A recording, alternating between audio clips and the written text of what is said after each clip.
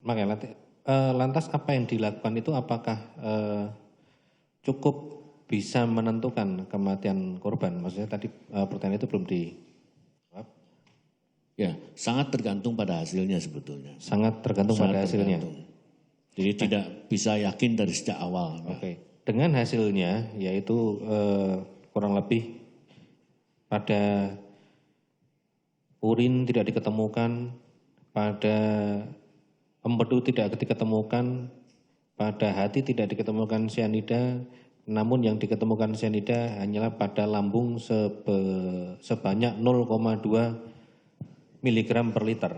Apakah itu cukup untuk menentukan penyebab kematian korban?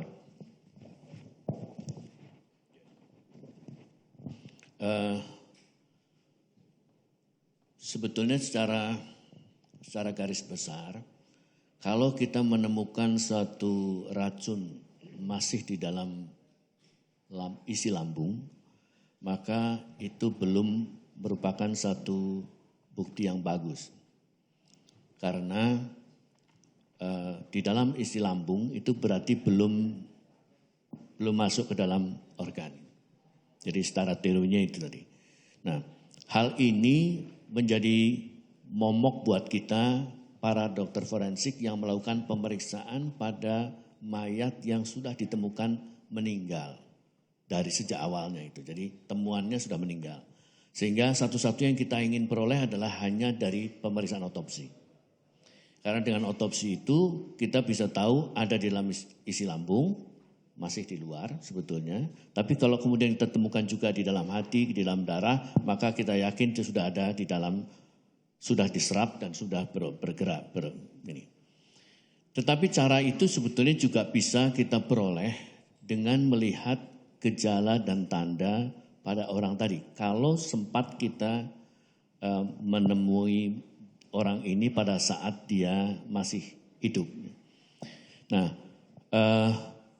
artinya apa? Kalau saja orang itu memperlihatkan gejala-gejala sebelum meninggalnya itu, gejala-gejala yang khas, yang spesifik, dan itu merupakan gejala yang sesuai dengan gejala yang diakibatkan oleh si racun yang ditemukan di dalam isi lambung itu, maka kita masih bisa mengatakan bahwa ini adalah disebabkan oleh itu tadi, jadi kematian tadi.